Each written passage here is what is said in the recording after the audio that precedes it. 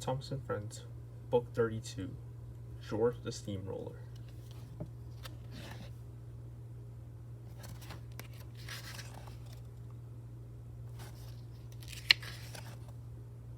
This is a story about George the Steamroller. He was proud and thought he was better than the engines. He enjoyed saying rude things to them about railways, but one day he met his match. One summer, workmen brought George the Steamroller to work on the road next to the train controller station. The road was being widened, so the workmen took down the wall between the rails and the road. George didn't think much of railways or steam engines, so whenever he saw an engine traveling past, he made loud, rude comments about the railway. Sir Handel hadn't met George yet. His wheels had been slipping between the rails, and the thin controller sent him away to be fitted with new wheels, with broader tires. When Sir Handel came back, the other engines teased him, saying he had steamroller wheels. With my new wheels, I'll be able to go faster than any of you, Sir Handel said boastfully. The engines couldn't wait to see what would happen when arrogant Sir Handel met rude George the Steamroller.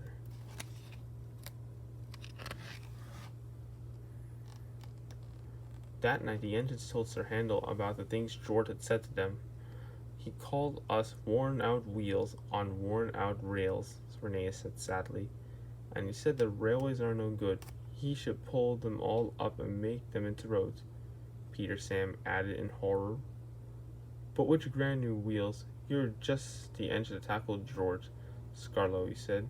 Sir Handel felt very important. Don't worry, he replied grandly. I'll show him who's best.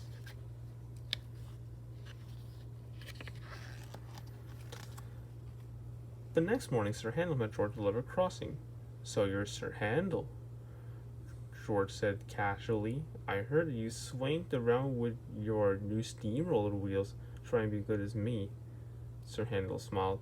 Actually, he said, I'm better than you, and he puffed smugly away. George was furious. He didn't like an inch to get the better of him.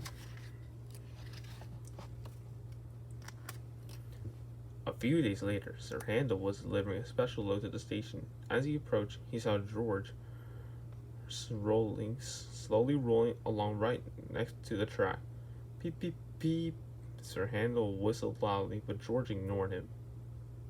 George was so close to the track that there was barely room for Sir Handel to get past. Beep, beep, beep, beep. Sir Handel whistled angrily. Get out of my way, you clumsy gray road hog. I won't be ordered around by an imitation steamroller, George retorted proudly. Imitation steamroller, Sir Handel shouted crossly. I'm no imitation of anyone. You obviously wish you were an engine, otherwise you wouldn't be traveling so close to the rails. The two of them traveled side by side, exchanging insults as they went. No one could explain what happened next. George's driver said he signaled for Sir Handel to stop, and Sir Handel's driver said he signaled for George to stop, but suddenly it all went wrong. There was a loud crash as George's front roller hit Sir Handel's brake van, which tilted sideways on the track. Sir Handel's fireman went to the station to get help.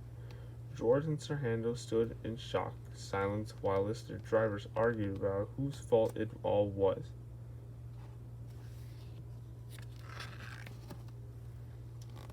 A policeman arrived just in time to stop the drivers' argument, ending in fisticuffs. Soon after, the thin control arrived with Rusty and the fireman to settle the matter. I expect more from both of you, the thin control said to Sir Handel and George. Your silly quarreling has caused chaos and delay. Sir Handel and George were sorry. They now realized that their feuding has caused trouble.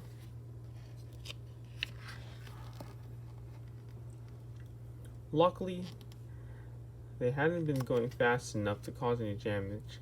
Once George had backed away, Rusty was coupled to Sir Handel. They moved carefully forward so the brakeman tilted back onto the track. Then they hurried onto the station to deliver the special load. Come on, George, we should get going too, said the driver. We're starting a new job tomorrow on the other side of the island. George smiled. "It's a shame we're leaving," he said. "Having seen the engines working together in a crisis, I decided they are not so bad after all."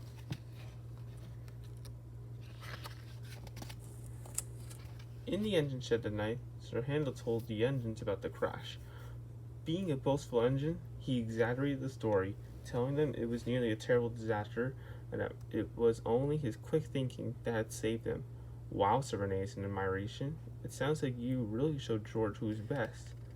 Rusty knew the real story, but he kept quiet to let Sir Handel have his moment of glory.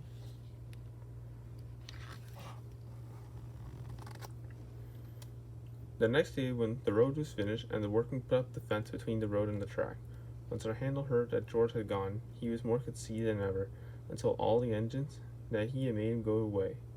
Rusty decided that it was about time that Sir Handel was brought down a peg or two, so he told the other engines what had really happened that day. Suddenly, Sir Handel was being laughed at wherever he went. The engine said he needed his steamroller wheels to balance his big head. Sir Handel had learned a valuable lesson. He would never make up silly stories just to make it sound more important. And a few months later, when he met George again, they had a good chat about roads and railways, and decided that they could be friends after all.